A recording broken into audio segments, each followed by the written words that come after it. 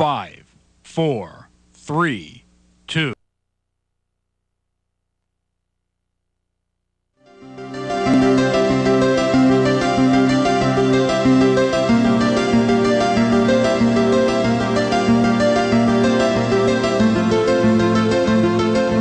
Welcome to Westchester Jewish Community Services. As a leading agency in providing a comprehensive spectrum of human services, we have been helping people since 1943. We serve all people in Westchester County, regardless of age, income, or ethnicity. We provide a wide variety of essential and dynamic services that make a difference in people's lives.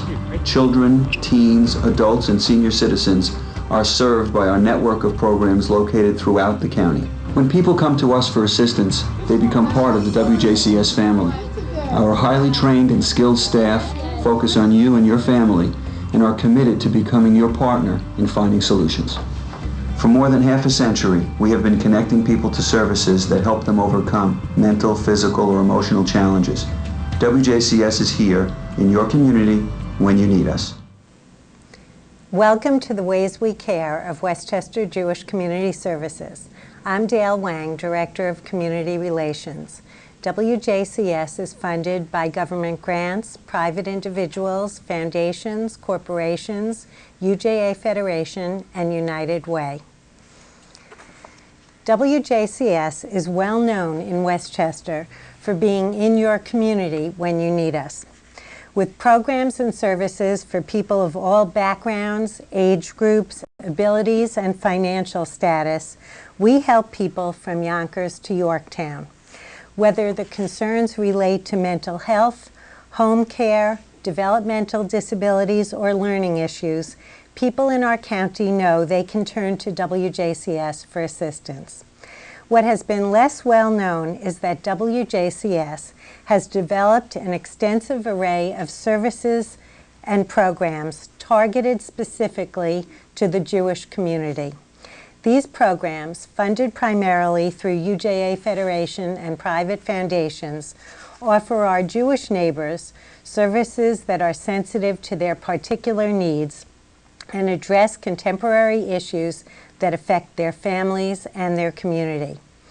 Tonight's presentation features many of those innovative programs created under the auspices of the WJCS Jewish Programming Department.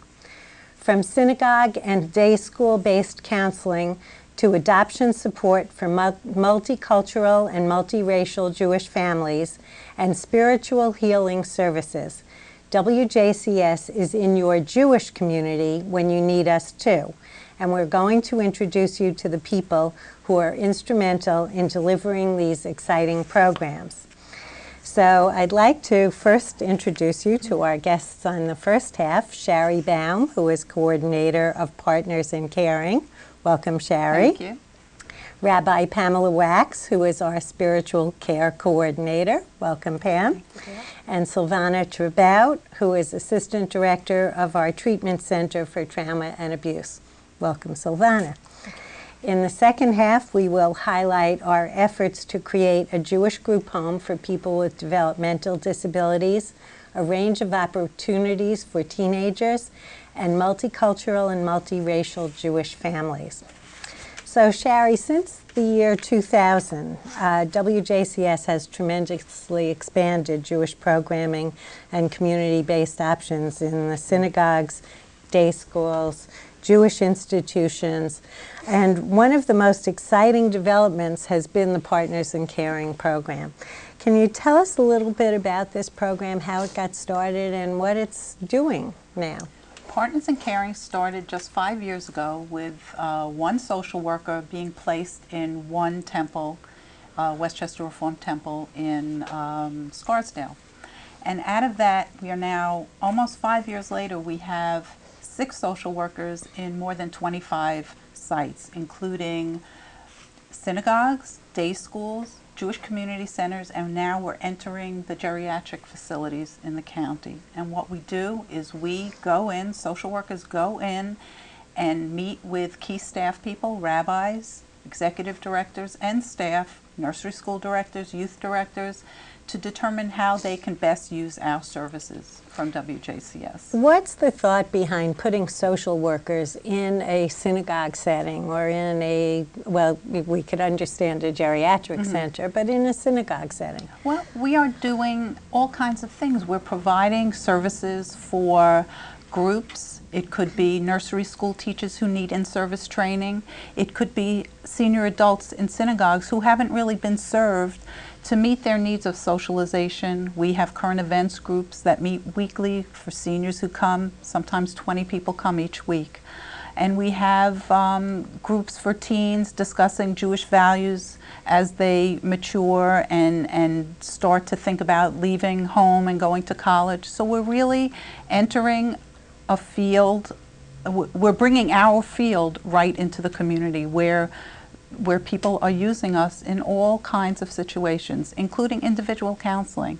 People don't have to reach out beyond their own synagogues to get individual counseling through our social workers at WJCS. So in a sense, it's really an extension of WJCS moving into schools, moving into community centers, but in this case, we're moving into the synagogues where the Jewish community can access services. Right. In fact, when we first started, we were called on-site counseling because we went on-site to our institutions. And now, because people have really taken on to this concept, we've called it Partners in Caring because we're partnering with the institutions that we're serving in exciting ways.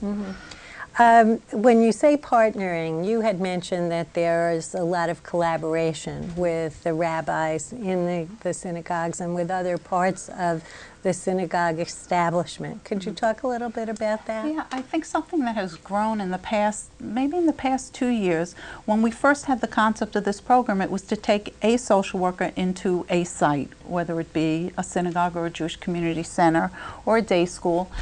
And that was the relationship. It was one-to-one. Synagogue had now a social worker on board. And then all of a sudden we're realizing that it's becoming a network and that the synagogues now are collaborating together with, and it's a whole network with not necessarily just a one-to-one relationship with a worker from WJCS. So that synagogues are talking to each other, and that was always an issue in the past. There were sometimes turf issues that just seemed to have vanished, so that even Jewish community centers, which weren't necessarily on board with synagogues doing programming, are now doing that. So the Jewish community is being pulled together by our Partners in Caring program.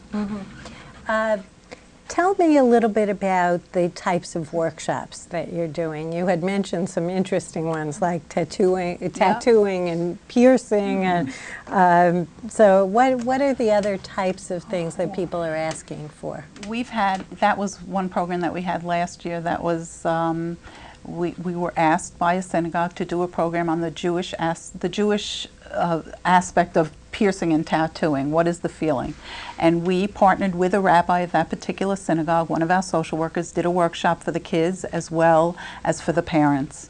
Other workshops, we run workshops on empty nest. How do you feel when your kids, your last child's going to college?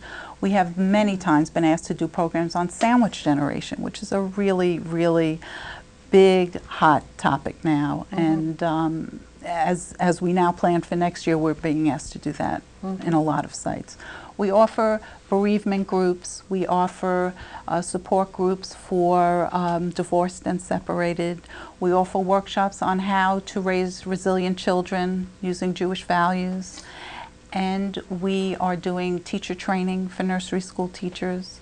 We do shared memories groups for seniors who spend time, an hour and a half, talking about things that they did in their youth, which brings them to a place where they might have forgotten about those thoughts, those happy thoughts, and they're now sitting together sharing those ideas with each other. When someone needs one-on-one counseling, how does that come to you? Does it come through the rabbis, or is there a referral, or what would be the way in which someone accesses that? Well, many times we are listed in all of the temple brochures that we are available for individual counseling. 3 sessions are free of charge to all members, congregants, and that is written in anything that goes out from the synagogue. Sometimes we'll call directly from congregants who read that and call us. Other times rabbis do refer us, and many times caring communities, which are committees in synagogues that really tend to the needs of people who are dealing with difficult issues, and we get called from those people as a referral. So people can access 3 sessions free of charge, and then they can be referred into the WJCS clinic if they need additional services. Is that how it works? That's how it works, and they get right in. Once you're part of Partners in Caring, you're part of the WJCS family, and you come right in, and we service whatever needs to be done. We find the people to help you.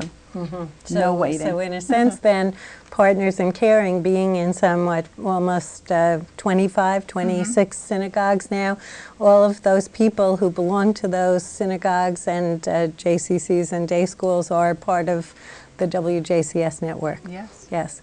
Well, the Partners in Caring also has the benefit of the guidance of Rabbi Pam Wax, who is our spiritual care coordinator. What is your role, Pam, in terms of working with Partners in Caring and advising on some of these programs? Well, certainly because I'm based in the Hartsdale office where the social workers are, I'm often consulted with when there's a need for a Jewish text or a story. Often I've been asked to provide to start a program, and I have tremendous resource library. So I'll go to my shelves, and that's actually my favorite part of my job, is to help find the resources that will make a program Jewish. That's my question. Yeah. And what makes a social work program a Jewish program? How do you infuse that Jewishness into a program that's essentially run with social workers? Right. Well, I'm not sure how these social workers do their programs, because they are support groups that are led by social workers with some Jewish content.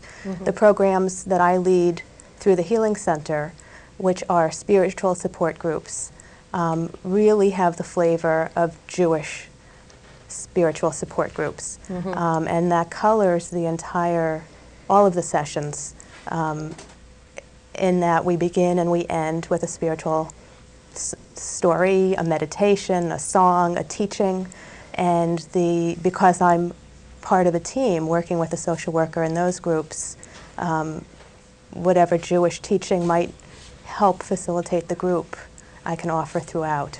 But it's not just an intellectual process. I mean, the healing that is part of those groups is a lot about the nonverbal. I think through the music, through the liturgy, through the meditation. So tell us a little bit about the background of the Jewish Healing Center. You mentioned some of the spiritual healing services, but how did this come about, and what is its mission? Right. Well, the Healing Center precedes me at WJCS, and when it began, there would be a couple of programs offered per year because of funding from UJA, and we've grown tremendously in terms of what we are offering now. We offer Jewish spiritual healing services several times a year that are done either at a JCC or at another synagogue. I typically do them with Rabbi Mark Samuth of Pleasantville Community Synagogue. This year we're going to have a special one for teens who are in need of healing, which we're really looking forward to, really branching out. We offer spiritual support groups, as I mentioned, in which I team up with a social worker.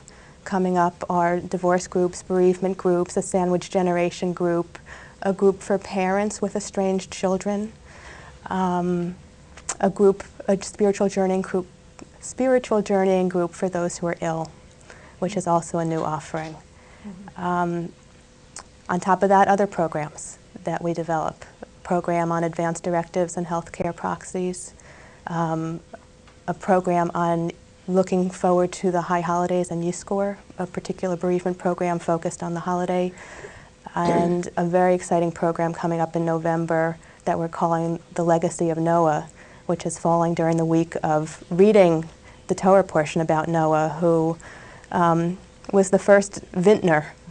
And we're doing a program on substance abuse in the Jewish community during that week that is very exciting, with Rabbi Shelley Zimmerman giving the keynote. He was the first rabbi to open his synagogue doors to an AA group, and that led to the formation of JACS, which is the Jewish organization for substance abusers and alcoholics. Many of the topics that you have talked about in terms of being part of the Healing Center are similar to what is being offered in Partners in Caring. What would be the difference? What do you think that people are seeking when they would come to the Jewish Healing Center rather than participate in a support group, even offered at a temple, that is not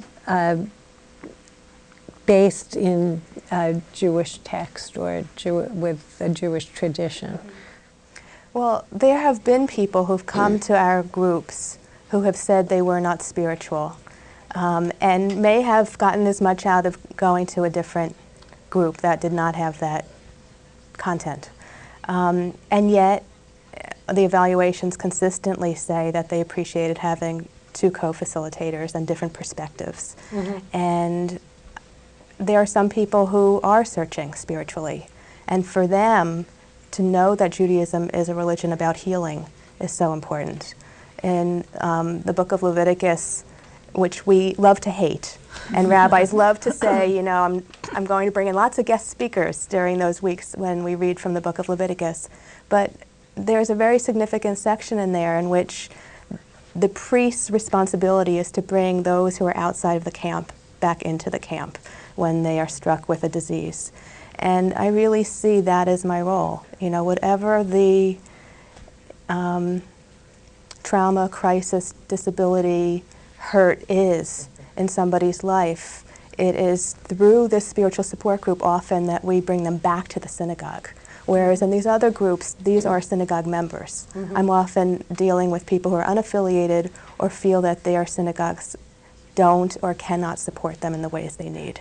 So in a sense, it's supplementing what is available in the traditional Jewish community, and offering it from a not perhaps from a religious perspective, but then bringing in the tradition and the text and the spirituality. What you were talking about trauma and crisis, and I'd like to bring Silvana into this, because one of the aspects people don't realize is how much abuse and domestic abuse there may be in the Jewish community. Can you tell us a little bit about your program and why you are addressing the issues of domestic abuse in the Jewish community at this point? Well, our program is the Treatment Center for Trauma and Abuse, and we always deal with domestic violence and incest and sexual abuse across the lifespan for anybody in need. But over time, we've really gotten connected to various networks of people that are working particularly in the Jewish community to identify and help people who are dealing with this issue who also happen to be Jewish. And there are some differences and some specialties involved in that, predominantly with outreach and also with helping people connect to their deserving help and support if they're living in an abusive relationship. This year we're especially grateful because while we're traditionally funded by UJA Federation and the Butler Foundation, we got a special grant from the Jewish Women's Foundation to partner and work with the Partners in Caring program to do outreach. And we're going to do 4 programs in this coming year in synagogues and JCCs around Westchester County, and they'll help us identify where, so that we can do an educational program, talk about the issue. There is such secrecy and such shame and such silence around this issue. It's a little bit like alcoholism and substance abuse was in the Jewish community, let's say 15 or 20 years ago.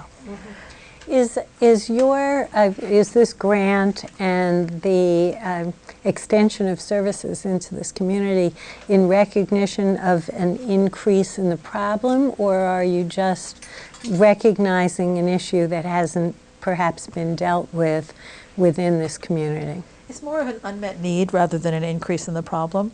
Most of the research says that it's the same amount of abuse, regardless of people's community, religion, faith, race, background. None of that seems to be a factor, but how you deal with it seems to be a factor.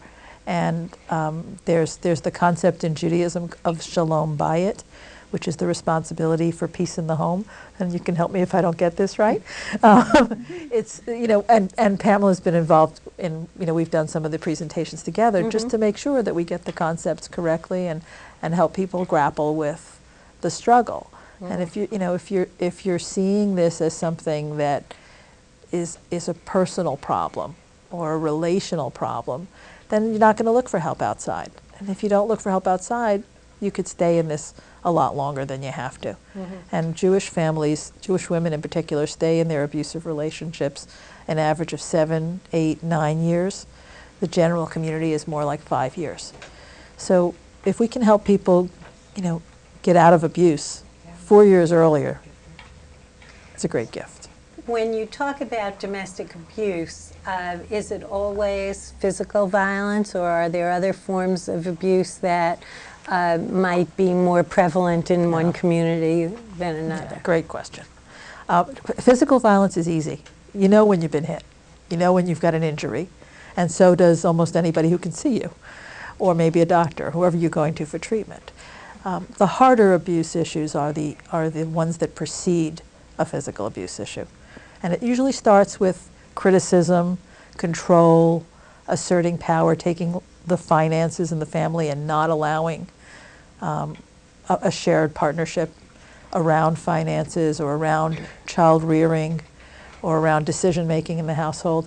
And then it moves to something that's much more verbally abusive, demeaning, berating, something that sort of breaks down someone's self-esteem.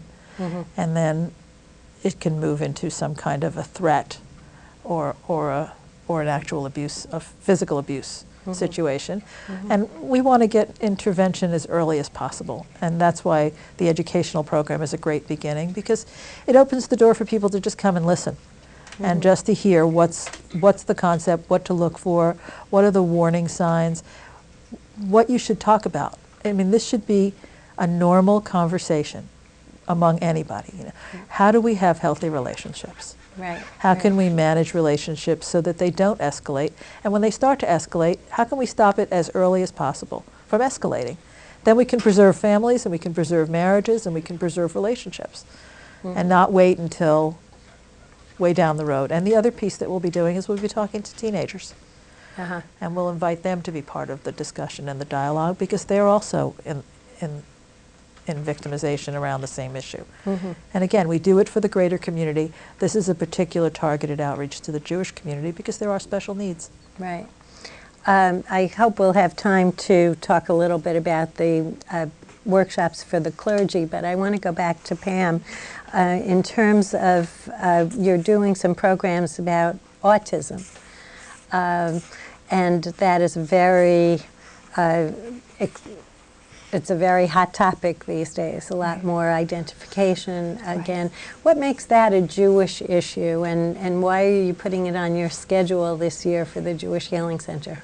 Well, we're actually doing that program in conjunction with the Therapeutic Services Department, and it is part of Leslie Catan's program to reach out in particular to Jewish families. Asperger's affects Jewish families in great numbers. And we did start out last year with a small program on a Sunday for families with their kids, and have wanted to expand that into an ongoing spiritual support group, recognizing that there are familial issues and there are marital issues that come up when you have a kid who's disabled in any way, in fact. And we wanted to address it from a Jewish and spiritual perspective. Okay. I'd like to give you all a chance. Let's touch quickly on this program for the clergy on the domestic abuse. Where are you going with that? And, well, one of the things that's recognized is that if we're going to be reaching out to the Jewish community, we also need to be educating and talking with and dialoguing with rabbis and other clergy that are supportive of that community. And the desire is, we're doing this with UJA Federation, Jewish Women International, and the New York Board of Rabbis, and the Westchester Division of the Board of Rabbis is involved as well. And we're in the process now of developing the program so that it's targeted to invite every rabbi in the New York metropolitan area. So for WJCS, we're going to host the Westchester event once it's on the calendar. And we'll be sending out invitations to all the rabbis in the county to come to a breakfast and hear about this particular issue from the clergy perspective, including some of the text material that you've talked about, how to speak about it from the pulpit, and how to respond when someone comes forward, so that there are things that should be done and are very inclusive of Jewish ways of life and thinking, and there are things that should not be done because they impact safety and they could cause further traumatization, which we're trying to help people avoid. So it's another way of sort of connecting to the larger community and widening the circle, because the more people that we can bring together to talk about these issues, the better the outcome. Okay. Sherry, I'm going to go back to you. If synagogues, and there aren't too many left, I don't think, who are not part of this, or JCCs, or geriatric centers, if they want to become part of Partners in Caring, what do they have to do? All they have to do is call WJCS, and what we do is we take the call and then we send out social worker. I usually go with them on the first visit to meet with whoever is available for us to meet with. Many times we just are invited to a staff meeting where we get to meet the entire staff, and then we meet individually with key staff people to determine what needs they have that aren't being met. For example, we're finding now that many synagogues are really looking for programs for seniors, that is a population that's not being served through their temples. A lot of focus is on young children in nursery schools, and their seniors are not being served, and we are offering programs, current events programs, again, I had mentioned before, shared memories programs, and we are just there taking care of the seniors that they feel have not been taken care of in the past. So let's just give the number that they should call to reach you. Okay, the number is 914-949-7699, extension 320. Okay. Now, Pam, I know you have a wonderful brochure, and maybe you can give the information about how they find out about the Healing Center. Sure. My number is 949-7699, extension 321, and my email is pwax@wjcs.com, and I can send this off either by snail mail or in a PDF file, and it's a brochure filled with all of the offerings for the fall. Okay, so we have an extensive array of offerings this fall, and people can also call you with suggestions for new programs when and we I put also things together for need the to spring. mention that I do provide spiritual counseling. So if someone wasn't interested in a group, or the kind of group they are interested in isn't being offered at this time, they can meet with me privately. Okay, and Silvana, let's get the information about how people get to the Treatment Center for Trauma and Abuse. 914-949-7699, extension 371. And they can call for information, they can call for appointments, they can call just to find out if they're on the right track and if this is the right place to start. Right, so if someone is feeling, based on the kinds of things you've talked about tonight, that they may be a victim of domestic abuse, they can get in touch with you too. Or if they're concerned about someone else, or if they have a question, or if they think they like an educational program. Right. In any place, they can just start with that phone call, and we'll coordinate and cooperate together as needed. Okay. I want to thank you all. I think what you're doing is very exciting, and we've only hit the tip of the iceberg with this, unfortunately. But I'd like people, thank you, and I hope people will get in touch with you. I'd like people to know that on March 4th, 2006, we're going to be hosting our Magic Moments Gala, which will provide funding for the Jewish programming efforts of WJCS, and we hope that people who are listening will be interested and be part of that. It's part of our Jewish Program Endowment Campaign, and we invite you all to participate and make these programs guaranteed for the future.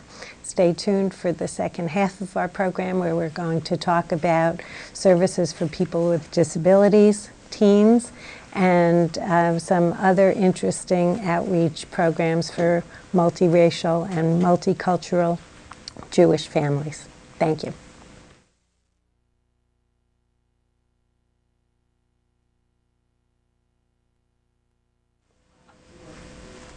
Welcome back to the Ways We Care of Westchester Jewish Community Services. I'm Dale Wang, Director of Community Relations.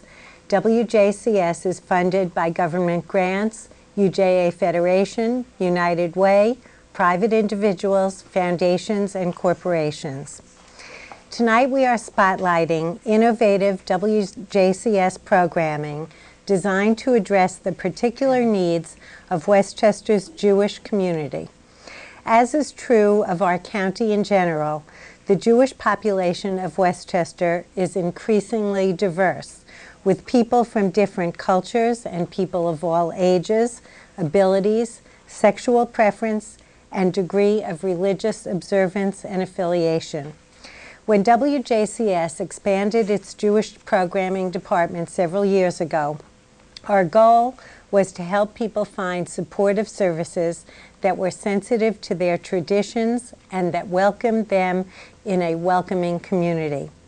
With the advent of Rabbi Pam Wax, who we visited with in our first half, our spiritual care coordinator, we were also able to infuse a wide range of programs with Jewish history, text, and spirituality to enhance the experience of our participants.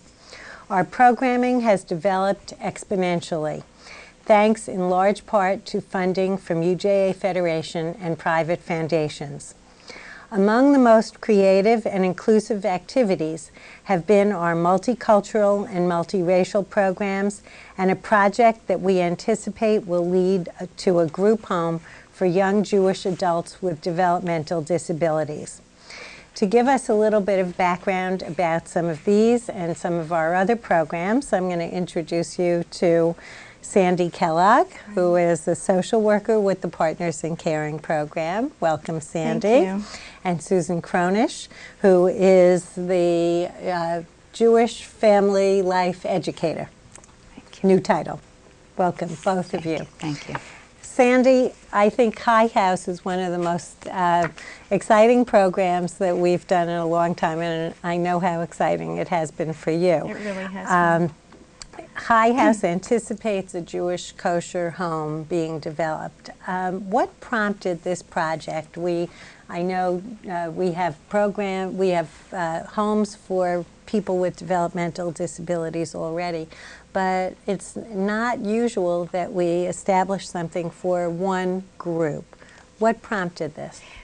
Steve Yellen, who is director of the Division of CRC, Community Residential Care, and the 12 group homes that we have established, has been asked intermittently for a Jewish group home.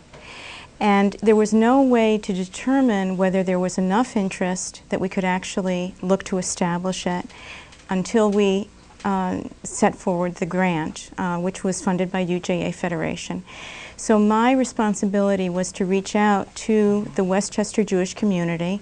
And believe it or not, there are 60 synagogues in Westchester. Oh, so we really No. only have about a third. Which seems amazing. Right. But all of them were contacted, as well as the day schools in every Jewish organization, to try to find the families and determine if there was an interest. And 20 families did come forward and expressed a very strong interest in having their children, when they became adults, be part of this program. What kind of questions did you put forward to people to determine whether they would be suitable, or what you should establish as part of this project? We asked how they saw their own Jewish affiliation, whether they went to synagogue, how holidays were celebrated in their home, what they wanted for their children, how they saw it. By the way, as of right now, there is no Jewish group home in Westchester County. And in the metropolitan area, there are several Orthodox homes where strict observance is kept, but there was nothing that spanned the full spectrum of the American Jewish community, so that it would meet the needs of a family that considered themselves reform or conservative. When you talk about that, we have Jewish residents in many of our group homes. Probably a third of our residents, if not more, are Jewish. But why were these families looking for a place that was specifically designed to be only Jewish residents? I don't think it was the exclusiveness they're looking for. While we're non-sectarian, the residents are encouraged to do what they would like and in terms of celebration. So probably the most significant would be that in December, a Christmas tree would be in a group home. Easter would be celebrated. And for Jewish families, that has been an ongoing dilemma, because the way that they put it is they really wanted their children to be able to continue with the customs, the foods, the holiday celebrations that were part of their life growing up. So essentially they wanted to have a place where their children would be experiencing the same kinds of traditions, the same kinds of cultural observances, and be able to participate with other young Jewish people like themselves. The other component is that there really was a hope of being able to meet other Jewish kids that are in a similar situation. Okay. What is the process now? Your survey is completed. Right. What is the process now? Have you identified prospects, and what is going to be happening from here on in? There really has been a strong interest. We held an informational meeting and had about 20 families respond. And 11 of those families have gone forward and begun the interview process.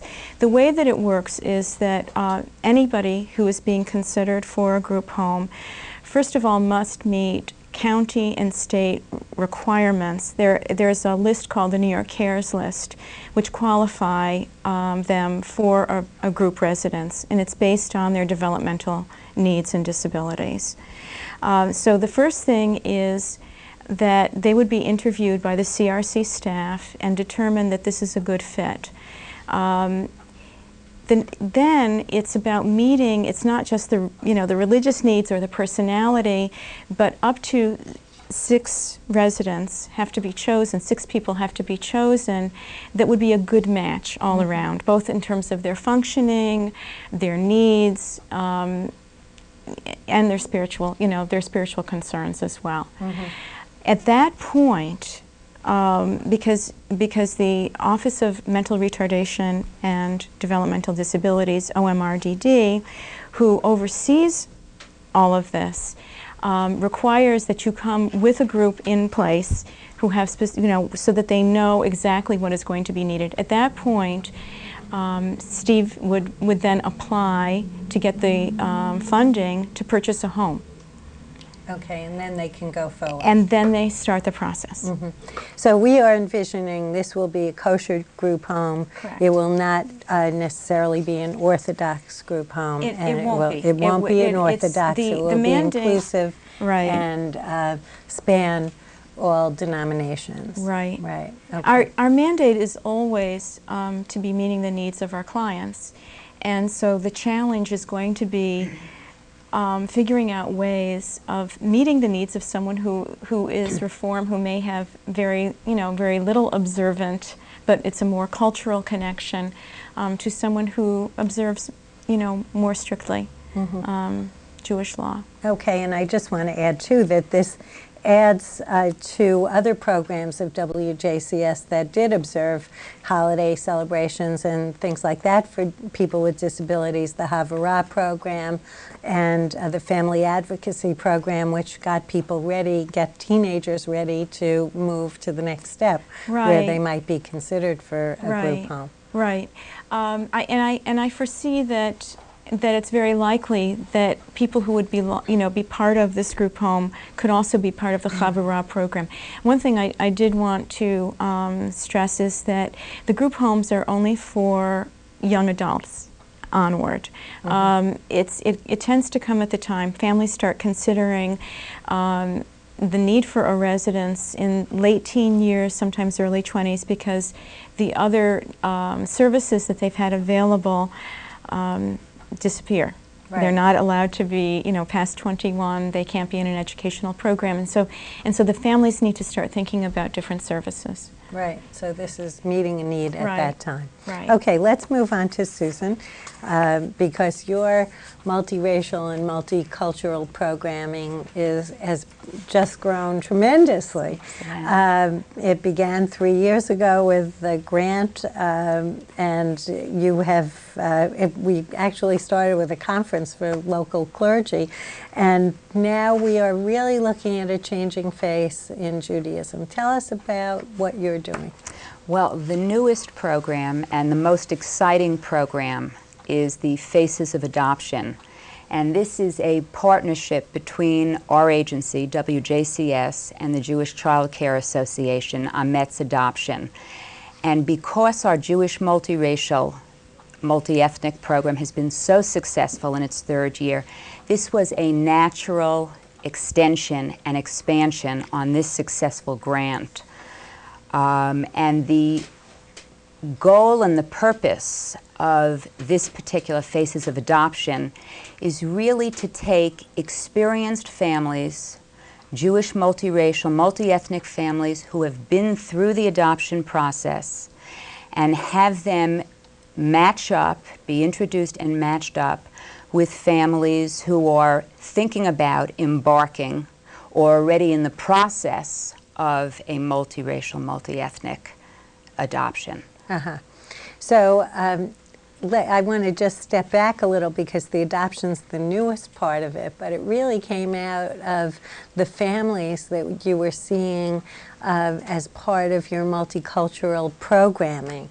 Can you talk a little bit about what that programming has looked like over the past couple of years? Sure. Our database has grown tremendously, and it's just been the tip of the iceberg. We have 81 families, and we have successfully run very warm family Jewish holiday celebrations for Sukkot, for Hanukkah, for Purim.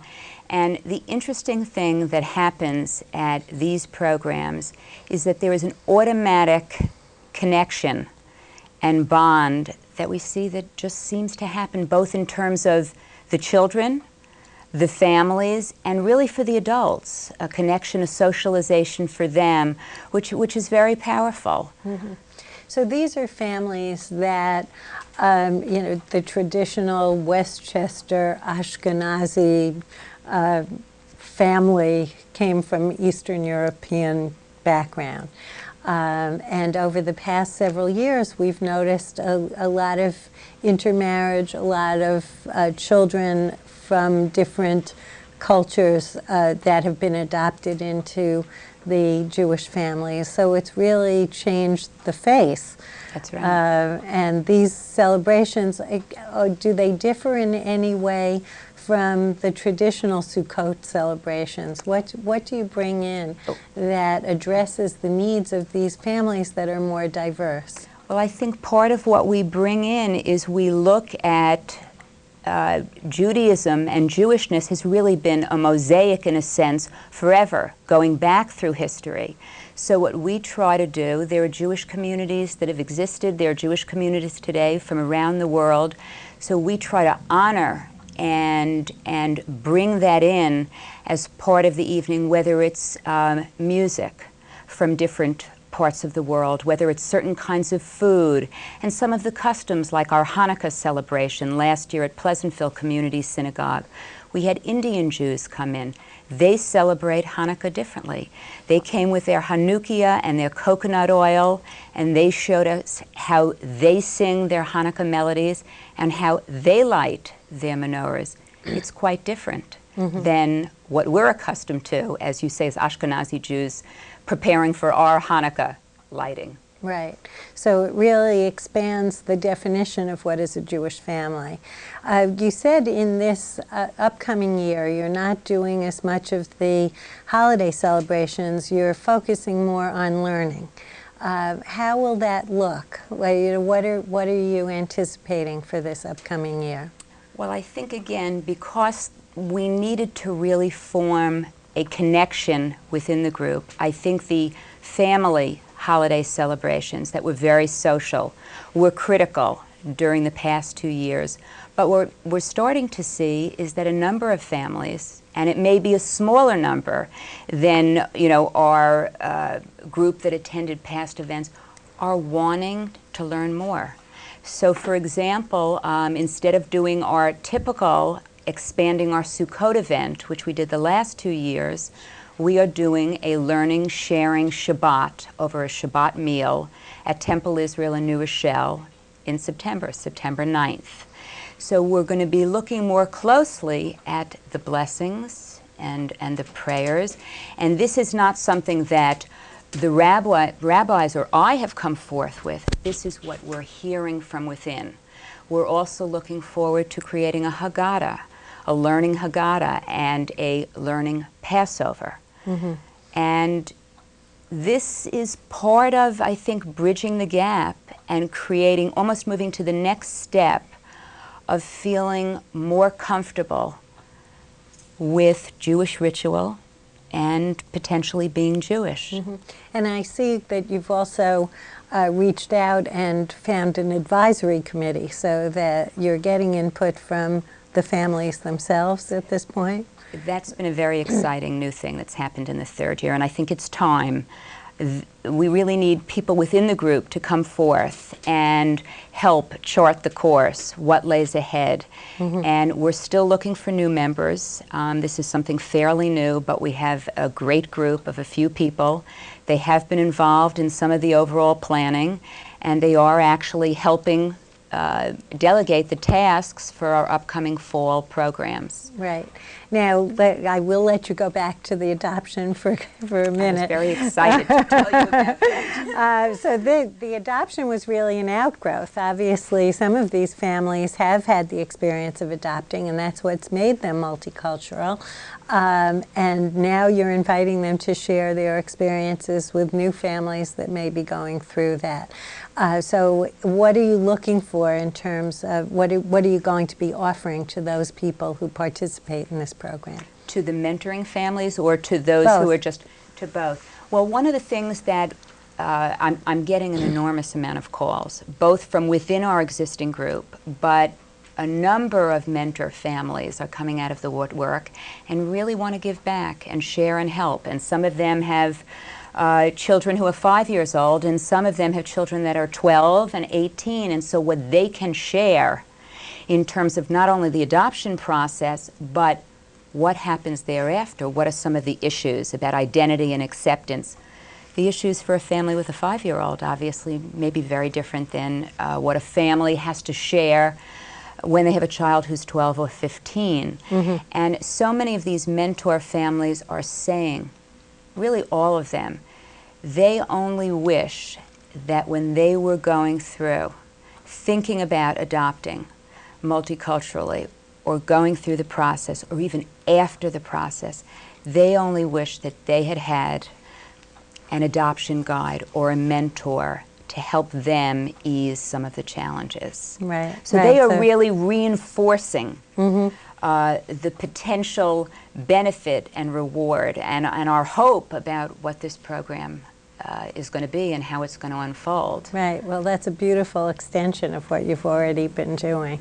I want to talk about another beautiful program because I think, Sandy, what you've been involved with the Westchester Interfaith Teen Program has been very special, and I think not being done by enough people in our county.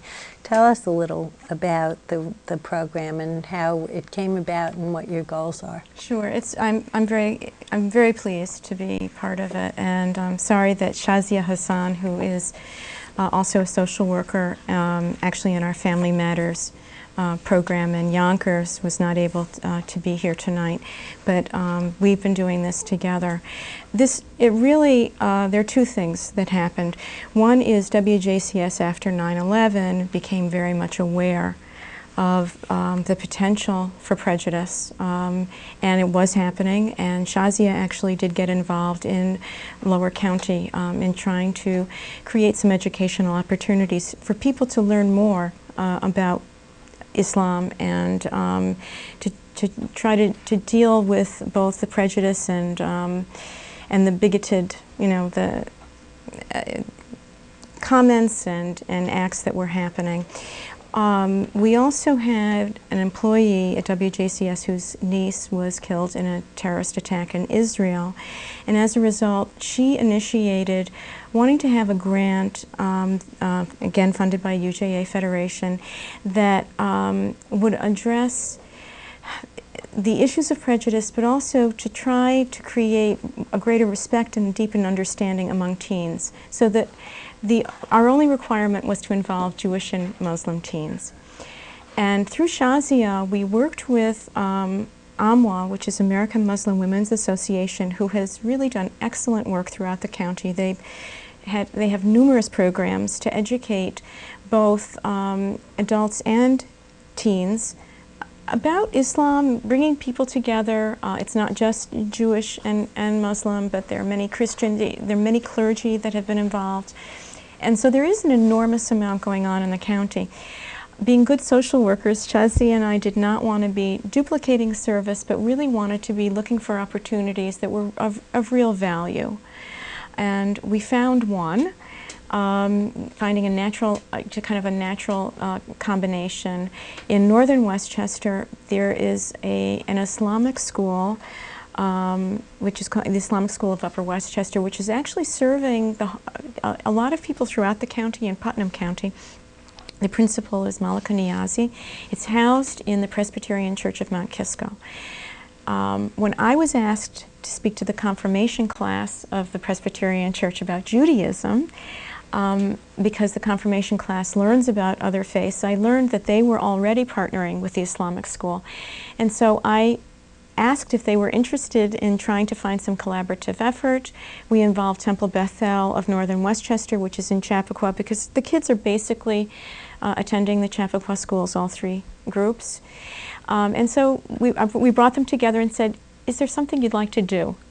And Reverend Kathy Surgeonow from the Presbyterian Church and Rabbi Adam Miller from Temple Bethel and Malika and her husband Sultan Niazi came together, and they decided on a very ambitious project, which was that we should visit. This was already the end of February, we're almost into March, and before the end of the year we wanted, the ideal was to get 10 kids from each group together to visit each other's place of worship, have a social component, an educational component, bring some food into it, and we did it. We did it. We were able to attend all three places of worship.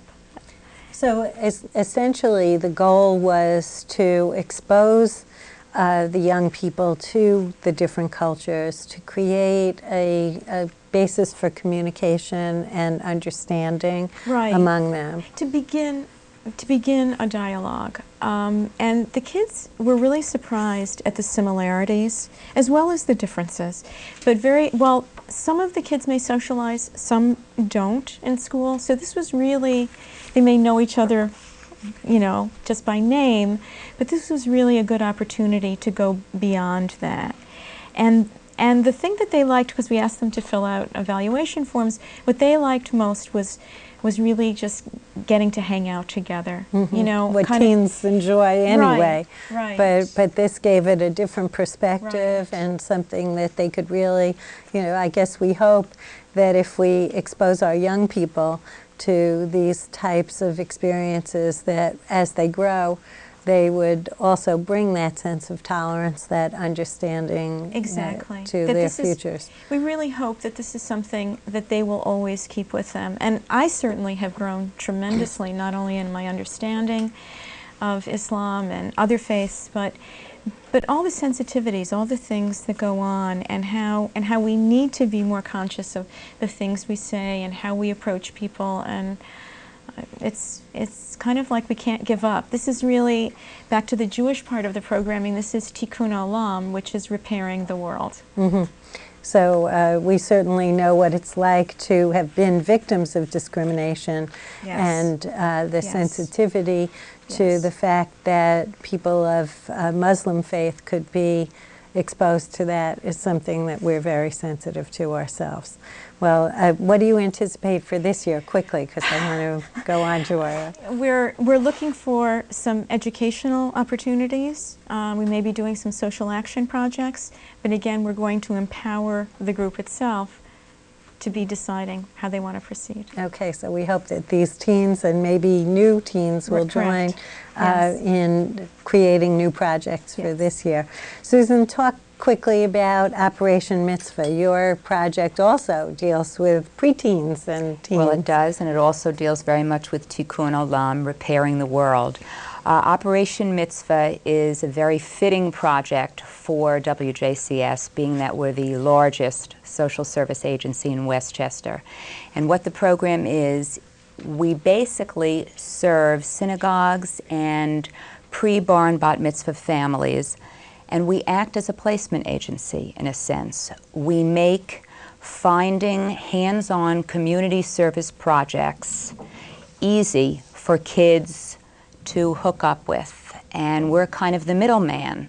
And the idea is to make it easier for the synagogue during the pre-bar mitzvah year. The synagogue is very busy. The families certainly have 1,000,001 details. And if we can work with the families, see what the children are interested, the young adults are interested in. Do they want to work with special ed? Do they want to work in a daycare center? Do they want to work with elderly? What particular site, what particular kind of population? We try to really monitor and have quality control and follow up and make sure that these are meaningful volunteer experiences, which is so important as they become adults in the eyes of Judaism. Right. So as most synagogues today have moved to including a community service project as part of the Bar and Bat Mitzvah year, we're helping them to implement that and finding worthwhile experiences for the young people. And I know some of them go on and continue that into other volunteer service. That's what we hope. Right, right. Well, thank you both. I think, well, you know, everything you're doing is just so incredible. Just give the numbers where they can reach you about High House and about the Interfaith Teen Sure. Program. It's 914-949-7699, and I'm extension 310. Okay. And Susan? Yes, I can be reached also at 949-7699, extension 319. Okay. I'd like people to know, thank you again, I'd like people to know that we do have a directory of our Jewish programming services, so that if you are interested in finding out more about the WJCS Jewish programming, you can give me a call at 761-0600, extension 205, or email me, dwang@wjcs.com. Our Magic Moments Gala is scheduled for March 4th, 2006, and the proceeds from the gala will help us to support our Jewish programming activities, not all of which are only directed to the Jewish community. We didn't talk about a lot of our services tonight that are established under the auspices of the Jewish Programming Department, but are available to residents of Westchester regardless of their affiliation or background. So we hope that people will join us, and we thank you for viewing. If you have any questions, please give us a call. Thank you and good night.